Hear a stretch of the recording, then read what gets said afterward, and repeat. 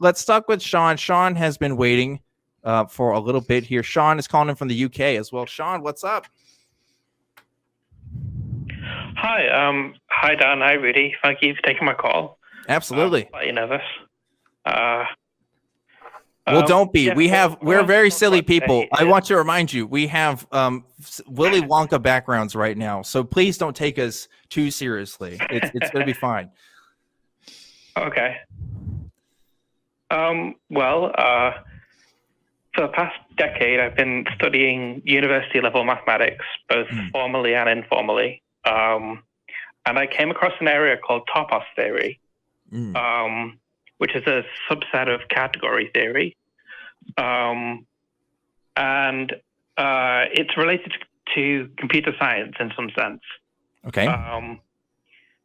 So I would like to talk about systems of logic for which there are different truth values, or there are a different number of truth values, and even infinitely many of them. Okay. Okay. What about them? I think the easiest one that they exist. Okay. Basically. But is it? I just because I'm kind of curious. Are you asking us a question about it, or do you just want to talk about it? I want to talk about it. Yeah. Okay. Well, I've been quite skeptical of this area of maths. I've asked on forums, you know, the legitimacy of this area of maths, because it's really quite sophisticated, and it could all be sophistry for all I know. But yeah, I would like to see I'd like to hear your opinions on it. So yeah, I mean, I've heard of describe.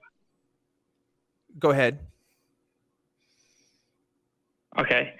Perhaps the easiest one to describe is with the monoid of two elements. Let's call them 0 or 1, and they operate according to multiplication. So 1 times 1 is 1, and 0 times 1 is 0, is 1 times 0 is 0 times 0. Okay. And these correspond to the following truth values. 1 is really true, and 0 is kind of true. And okay. They combine in the following way. So if something is really, really true, it is really true. And if something is kind of really true, then it's kind of true. And if it's really kind of true, then it's kind of true. And if it's kind of true, it's kind of true. So there's a multiplication table, so to speak, of truth values. Okay. I think I'm following. First one. I'm not. I'm gone.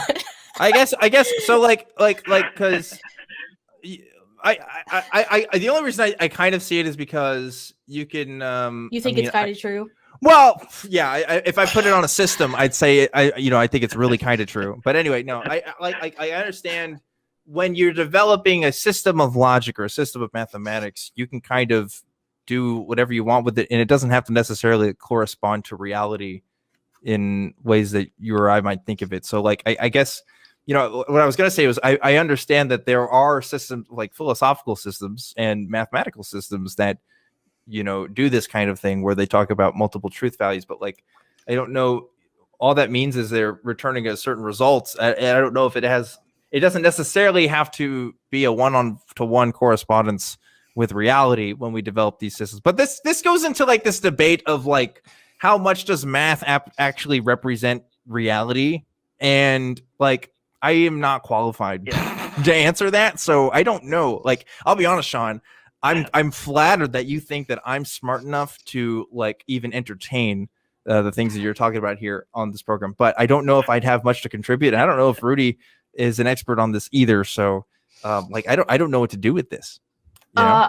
But the last math class that I took was Algebra 2. So.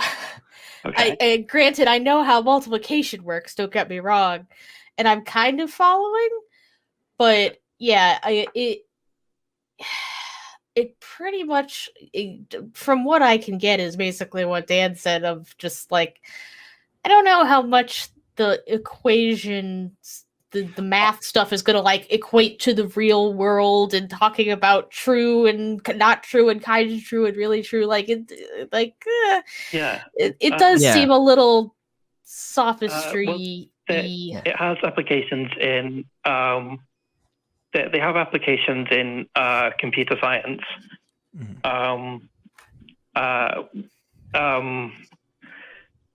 When I first encountered topos theory, it was reading some notes by, I think, Danielle Turry from the University of Edinburgh. And it was steps until truth, or time until truth. And if you sort of picture an infinite line of dots, and then a dot that you allocate infinity, and it's infinite in one direction, so it's sort of like the natural numbers, or the non-negative integers, or positive whole numbers, as lay people know them. Sorry, I'm really nervous. Right. So if something is false, then it's at the infinity dot, and it always goes from infinity to infinity. And if something is true, capital T true, then it's at 0, and it maps from 0 to itself. And if something is true in k seconds, then it maps the node corresponding to k minus 1. So it counts down the number of seconds until truth. Okay. Can I ask you a question, Shaun? I understand that, again, like I was saying, you can develop. I understand the importance of the application of this for computer science in the field of mathematics. I can see where there can be use in, those fields. But I'm wondering, what is the usefulness to people like me and Rudy here of talking about this? Because I can talk about this all day, but I don't know what it actually means. Well, I probably could, but like not in a scholarly sense. But like I don't know. I'm kind of scratching my head and wondering what it has to do with Truth Wanted right now. What can we get from this conversation that tells me something here? I don't know. Well, when I first encountered them, I was very skeptical of them. But the more I worked through examples and tried to figure out various exercises in the area, that skepticism sort of got chipped away a little bit. It just sort of opened my eyes to what is possible. And I know this isn't the atheist experience, but or the mathematician's experience. That's true. He often mentions Boole's laws of thought. So the principle of identity, of excluded middle, and non-contradiction. Sure.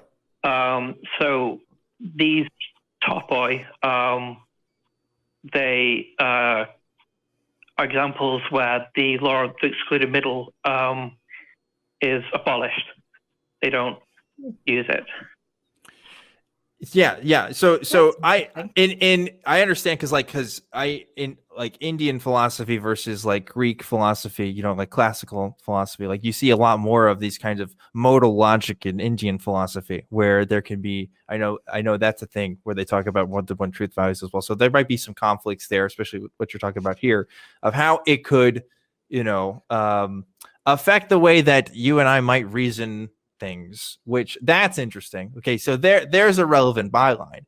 But again, to my point before, it's like, we can talk about different systems of logic, but ultimately I don't know if I'm adept enough to talk about which systems best reflect reality, other than, what I'm able to observe and then, put into a formula there. Like if these systems that you're talking about don't match up with my experience, and again, I understand I'm using experience as a sort of root for truth here, which might be problematic in itself, but I almost feel like I don't have a choice. If a classical sense of logic makes more sense to me, I'm going to go ahead and use that.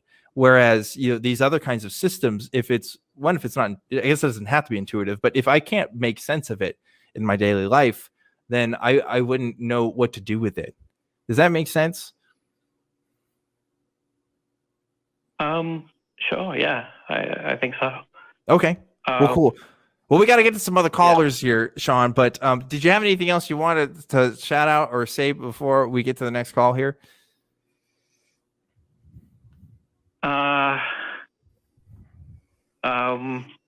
I don't think so. Okay. Thank you for taking my call again. You're welcome. Yeah. Absolutely. Thanks for calling in, Shaun. I appreciate it. Calling in from the UK there, probably very late where you're at, but I do appreciate it. What do you think of it, Rudy? An interesting call to get started with, because I feel like I'm prepared for apologetics. I'm not prepared for an absolute mathematical mindfuck. Yeah, I was like, I mean, I think I'm following, but yeah, pretty much with what you said, how does this apply to the world and how we generally think? Like, maybe it does work really well for computers, but but my brain is not a computer, so this isn't really something that I can apply. I mean, so I think with Shaun, if I'm understanding his point, this really applies to epistemology. This really applies to how we think about and understand truth and understand the world. If these systems can be valid in a certain sense, then should we use them, and should they overcome what we've previously established as like principles of logic, and that also is going to depend on how you feel about logic, in the sense of like how logical principles play into your epistemology. Are you using these as a bedrock foundation, or are you a little bit more loose with it? Are you like using something else as a foundation to it? To be honest with you, to talk about myself, I get asked like, oh, like what's my foundation for things? And I don't know if I could tell you a complete coherent worldview on that. Probably a mix of experience and also, my cursory understanding of logic. And maybe that's all I can do. I'm not ObjectivelyDan PhD in philosophy, but other people might argue about it all day on other web forums and somebody who knows how to use journals, Photoshop, make a fancy certificate that says ObjectivelyDan PhD. Yes. Email it to the ACA. Please email it to the ACA. Please email it to truth@atheist-community.org, and I will put it on my wall. And I wonder what the school should be. A school of hard knocks, maybe. I don't know. You mean what every annoying person puts as the school he went to on Facebook? Yeah, it's a lame joke. But Rudy, you try thinking of a funny school name when you're live. Okay, come on. Schoolhouse Anyway, Rock.